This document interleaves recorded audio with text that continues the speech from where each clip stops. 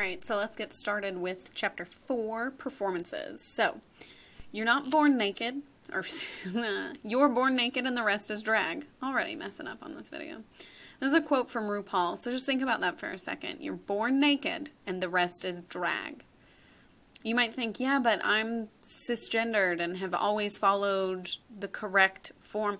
You're still playing a role and dressing up for something that you think you should or should not be dressing up for. So just think about that for this class.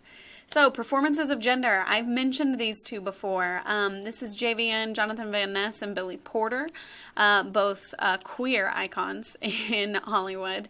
And they both wear whatever they want to on the red carpet. There's no question. Billy looks amazing in everything he wears, and Jonathan also looks amazing in whatever they wear. So, just know that these performances of gender people in Hollywood are breaking those down a lot more than they used to. This, again, goes back to Goffman, this idea of managing gender expectations. It's easier to obey these gender roles than it is to break them if you follow along with the correct presentation of self based on your gender. It's easier to fit in. We behave in gendered ways a lot of the time. Just think about all the stuff you do daily and how much of what you're doing to fit in the gender that you want to present to the world. We're really just sustaining this illusion that the gender binary is natural and inevitable when in fact we know it's not. So, some quick genders definitions. Doing gender, which is you just actively obeying and or breaking the rules. And then gender rules are just instructions for appearance and behavior. And these are, a social construct, like you should know at this point in time in the class. So, how do you do gender? We're often signaling to the world either some form of masculinity or femininity or something in the middle. Ways in which you signal gender are things through clothing, how you speak, act, your life choices, what you're doing in life versus online. We've, sort of railed me as an individual, but think about yourself. How do you signal your gender, and are you signaling it correctly based on how you want to signal your gender? Over here I have some more laughable things that, women need to be attractive and social and sweet, but men need to be active and independent and against authority. I'm a little against authority if you haven't figured that out already. But yeah, these are just the baseline. So there's some cross-cultural variation in gender roles. Simple cultural agreements that we have are different depending on the culture that we're in. So things like same-sex touching. So kissing someone of the same gender as you, but in just a greeting. So think about when people in Europe kiss one side or either side of the cheek as a greeting, or men in certain countries, Middle Eastern countries, hold hands as they walk down the street in forms of friendship.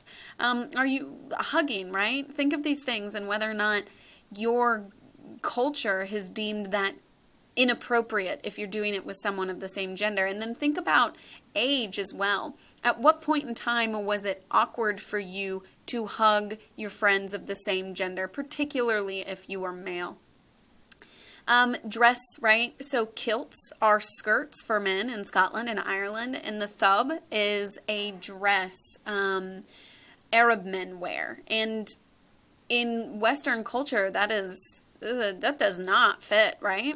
And same thing for colors. Like pink is not considered a girl color in Belgium or a lot of Arab countries. And then think about floral designs, right? And then maybe think about Jimmy Buffett as a human. But if you don't know who I'm talking about, Google him. So, historical variation in gender roles. It's not just cultural, it's historical. So, these rules about gender are not timeless, right? So let's talk about the earring. And while we talk about the earring, we can look at that very attractive man over there. So early on, Italian and Spanish were often the only ones who wore earrings, and then it moved on to sailors. Sailors themselves often had their ears pierced. And then in the 1930s to the 1960s, women were wearing clip-on earrings, not pierced ears, but clip-ons, which are making an interesting comeback. And then from in the 1960s, if you were wearing earrings, you were either a hippie or a homosexual. And then in the 1980s, there was a news script that showed up that, straight men could wear earrings, but it had to be only in one ear, and it had to be a specific side of the ear. And now we don't care. But as your textbook points out, we can look at Michael B. Jordan's earrings, but if we're trying to actually act in gender terms, we might use the word studs instead of earrings because, you know, he's super masculine. So, learning the rules. You learn these things in infancy. This is encouraged and reinforced by your parents and teachers and peers and institutions around you. So, keep in mind, if you're thinking about how you grew up, being a parent is hard. It's difficult. And so they say things to you like, don't play with dolls. I want what's best for you.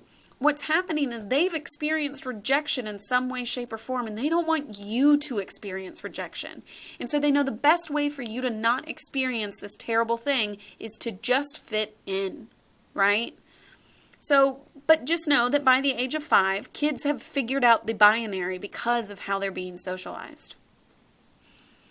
The learning model of socialization. Socialization, as you know, is a lifelong learning and relearning how the world expects you to act, and then you renegotiate them throughout your life.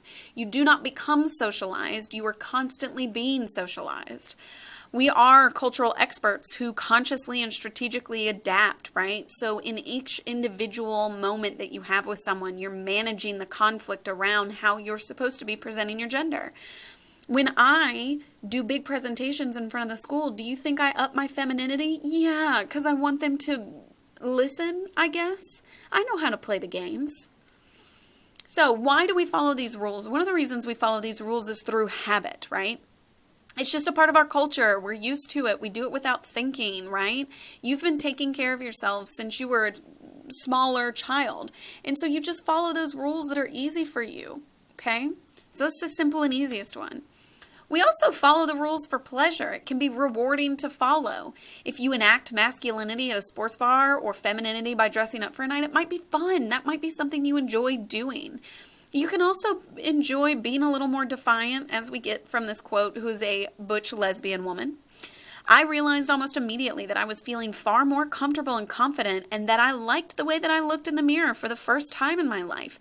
What makes you feel good is what makes you feel good following the masculine and feminine based on your gender, or do you enjoy kind of changing it up every now and then? It's just for what you enjoy that you follow the rules, or maybe don't follow the rules. We also follow the rules through observation because we know we're being watched and we're watching other people. And we look at who exactly is watching us, and then we decide if we want to follow the rules or not. And so here's my favorite example when it comes to women and how women are supposed to act, right? So when it comes to things like flatulence and poop and all those things that are gross and manly, women aren't supposed to do it. Now you get a group of women together in the same room and they quit caring because nobody is judging them or paying attention to their every move. The same thing's true for eating in public, right? If you're going out on a first date, you need to order a salad and take small bites, right? Or eating with your friends and everybody's eating the greasiest pizza and you're shoving everything in your mouth. Who's observing you? You're taking that into consideration and you're acting accordingly, right? And then there's also policing. We follow the rules sometimes because we don't want to be policed. Breaking rules can attract negative attention. It happens a lot. Friends, love interests, partners, bosses, mentors, they tell you you should be doing gender better, right? And so often we follow the rules because we don't want to be policed. Policing can be more than just being judged. You can be abandoned or shunned. You can be fired, passed over for job promotions, and then, be beaten. And sometimes beaten to death because you're not following the rules. Think about all the trans women, particularly the trans women of color, every year that die because somebody is policing their gender expression. But the number one rule of gender is you have to do it. You have to do something. If you don't do gender, you become culturally unintelligible. So outside the system that people do not know what to do with you. So you have to perform gender in some way, shape, or form, whether you're following the gender rules or breaking the gender rules. If you're doing nothing, we don't really know what to do with you as a society. So the only rule is that you have to do gender, okay? We're going to watch these videos in class where somebody who is trying to do gender keeps being told that they're doing it wrong. So look forward to that when I see you.